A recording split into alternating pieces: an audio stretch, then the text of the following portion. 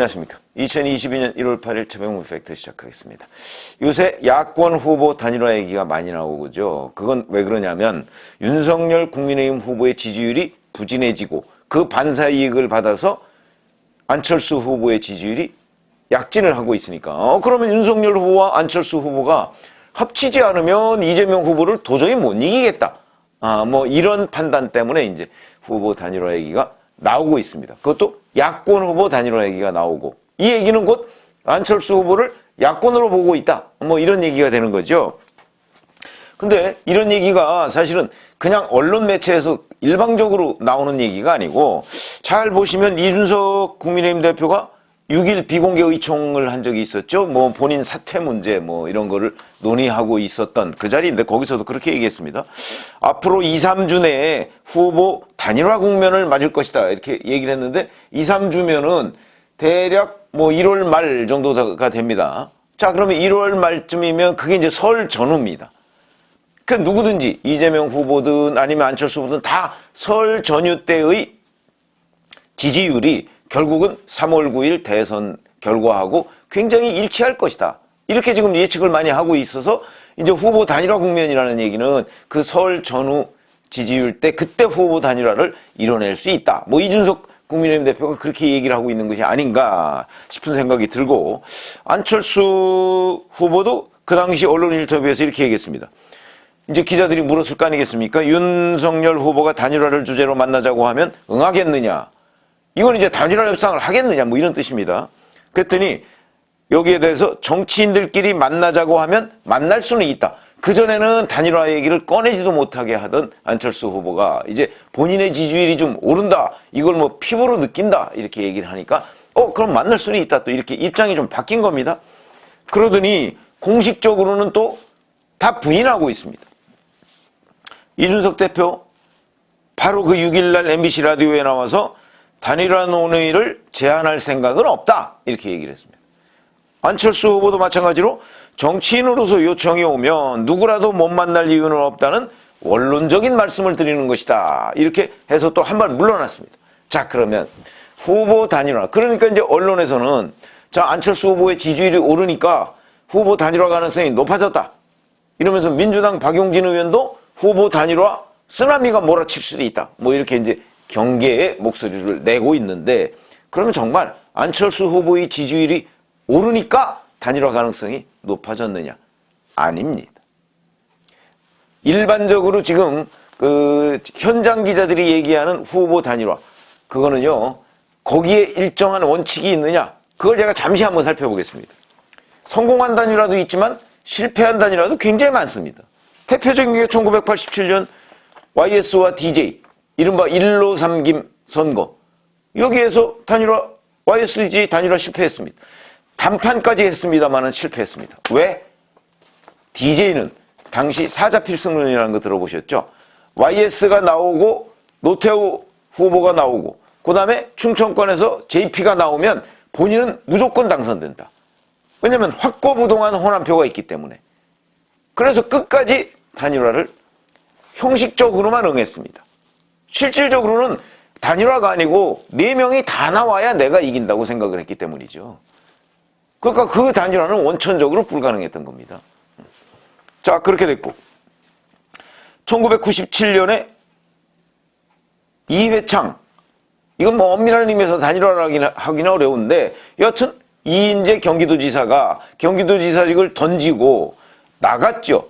나가서 제3후보로 출마하겠다고 했을 때 이회창 후보와 이인재 지사를 다시 한번 또 통합시키려는 노력이 굉장히 많이 있었습니다. 역시 실패했죠. 그 다음에 바로 5년 전에 홍준표 후보와 안철수 후보 이 두 사람의 단일화 노력. 근데 이때는 노력 자체가 별로 없었던 것으로 보입니다. 그러다 보니까 당연히 단일화 이루어지지 않았고 문재인 후보가 당시에 41.08%라는 어찌 보면 박근혜 당시 대통령의 탄핵 이후에 뭐 민주당이 정권 가져가는 것 아니야? 라는 게 거의 기정사실화 됐음에도 불구하고 41.08%밖에 얻지 못했다 하는 거는 그 당시에도 홍준표 후보와 안철수 후보가 만약에 단일화를 성사시켰다면 정권을 민주당에 넘겨주지 않았을 수도 있다. 이런 가정이 가능한 대목입니다. 이게 이제 실패한 단일화고, 성공한 단일화도 또 많습니다.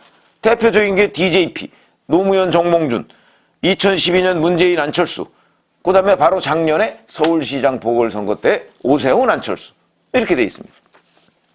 자, 그럼 단일화의 성공 요인이 어디에 있느냐? 왜 그 단일화는 성공했을까?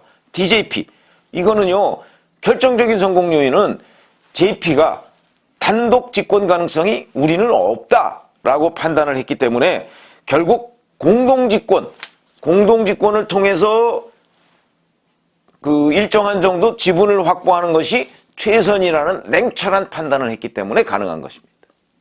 그래서 가능했던 것이죠. 그러니까 공동집권을 그럼 누구랑 해야 되겠느냐? DJ랑 해야 되겠느냐? 아니면 이회창 후보랑 해야 되겠느냐? 근데 DJ는 공동집권론에 적극적이었고 이회창 후보는 아니다. 발로 차버렸죠.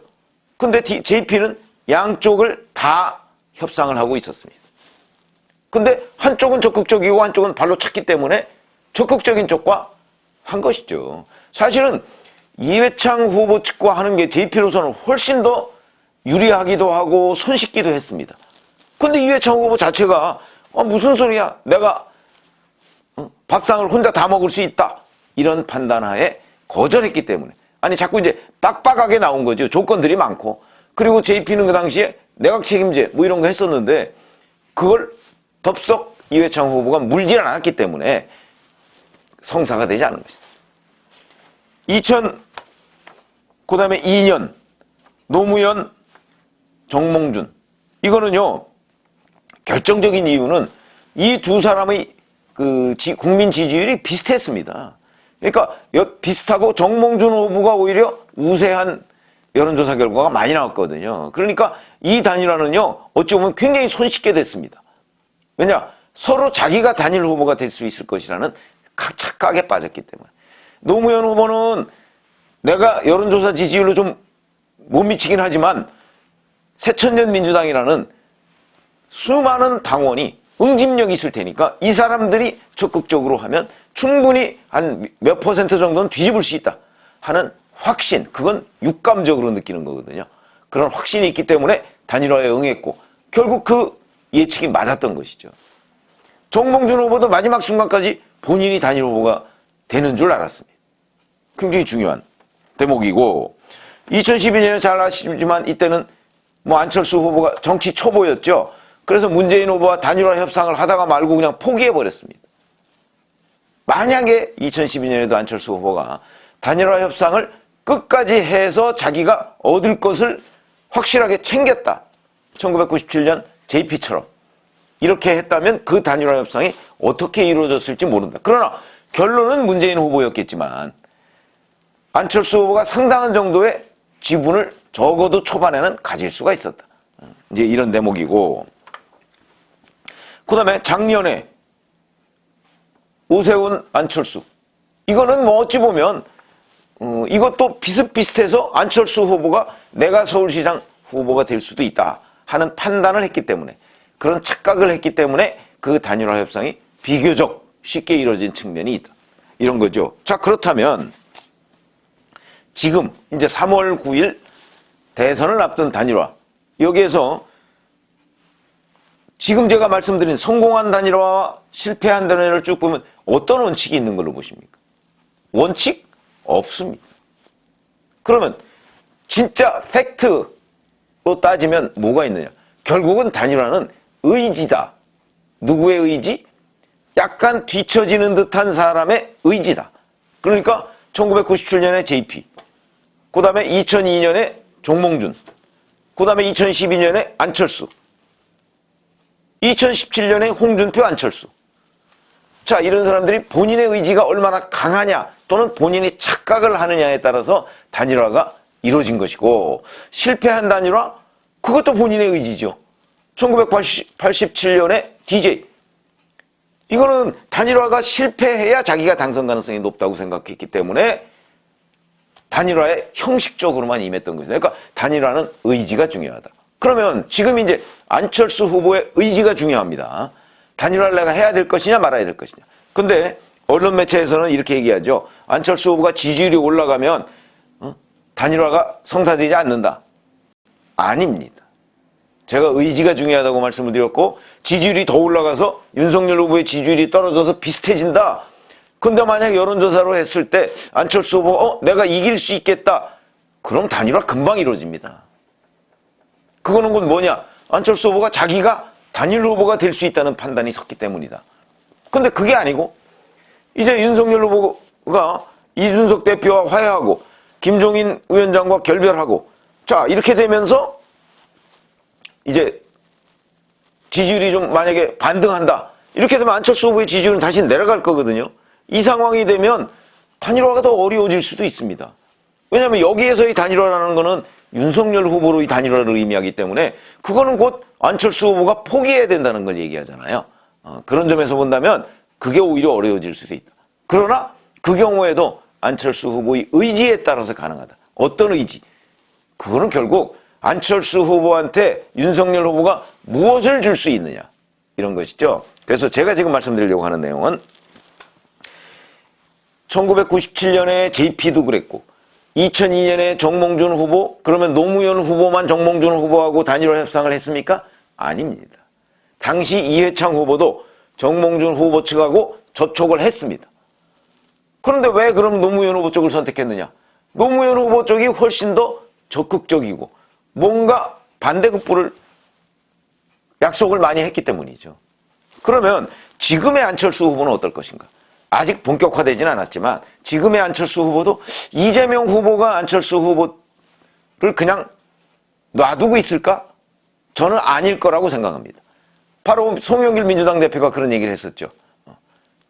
공동정부 뭐 이런 얘기도 했습니다. 이 공동정부라는 거 안철수 후보가 또 거기에 속으면 안 됩니다. 무슨 얘기냐? 만약에 이재명 후보와 단일화를 했을 때 공동정부를 약속하고 이재명 후보가 그걸 지킬까요? 그건 이재명 후보의 살아온 궤적이 말해줍니다. DJP도 결국 나중에 깨졌지 않습니까? DJ는 그나마 그런 부분에 관해서 이재명 후보처럼 변화무쌍한 사람은 아닙니다. 그런데 결국 깨졌다. 그러면 여기에서 결국 단일화가 될 것이냐 안 될 것이냐는 건 안철수 후보의 의지인데 양쪽에서 다 지금 노력을 할 것으로 보입니다. 그리고 아마 이미 노력을 하고 있을 것으로 보이는데 결국은 안철수 후보가 누가 더 믿을 만한가? 그러니까 안철수 후보한테 믿음을 많이 주는 후보가 결국 안철수 후보를 포기시키고 안철수 후보의 지원을 받아낼 수가 있다. 이렇게 생각하고요. 근데 안철수 후보가 본인이 정말 계속 치고 올라간다. 이럴 경우에는 글쎄요. 치고 올라가서 본인이 뭐 윤석열 후보를 압도한다라는 상황이 저는 뭐 그런 상황은 벌어지지 않을 거라고 생각하지만 가정을 해서 만약 그런 상황이 된다? 그러면 윤석열 후보를 오히려 안철수 후보가 꼭 단일화 협상합시다. 이렇게 나설 가능성도 있다. 그런데 또 분명한 거는 이 단일화 협상이라는 게 하루아침에 이루어지지 않습니다. 꾸준한 노력, 그 다음에 단일화를 정말 성사시키려는 의지 이런 것들이 없고 그 다음에 이런 것들이 있어야 하고 그 다음에 안철수 후보의 의지가 또 가장 중요하다.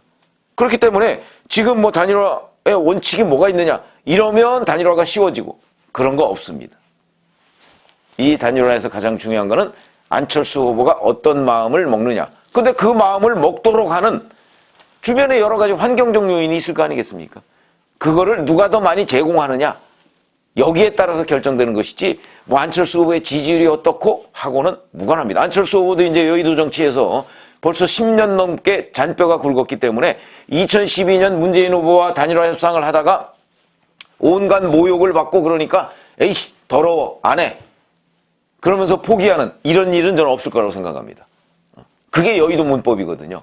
그러니까 지금 여의도에서 10년 넘게 내공이 쌓인 안철수 후보 단일화 이 문제는요. 전적으로 안철수식 계산법에 따라야 된다. 그리고 그 계산법에 따라서 안철수 후보는 여러 가지를 점검하고 있을 거라고 봅니다. 그래서 단일화 원칙 없다. 결국은 뭐냐? 안철수 후보의 의지와 윤석열이든 이재명이든 그 후보 측의 노력. 그 노력도 결국은 의지의 산물 아니겠습니까? 그거에 따라서 결판이 난다. 단일화가 되든 안 되든. 그래서 오늘은 이 야권 후보, 뭐 꼭 야권 후보가 아닐 수도 있습니다. 그 단일화의 원칙이라는 게 과연 뭐냐? 근데 최근 언론에서는 뭐 이런저런 이러면 높아지고 그러는데 그게 아니라는 걸 제가 과거 사례를 들어서 말씀을 드렸습니다. 아마 이런 성공한 단일화와 실패한 단일화를 이렇게 점검해 보시면 이제 정치를 좀 관심이 있는 분들은 점검해 보시면 아, 이번 단일화는 어떻게 될 것인가 하는 걸 대략 아마 예측을 할 수 있지 않을까 이렇게 말씀을 드렸습니다. 고맙습니다.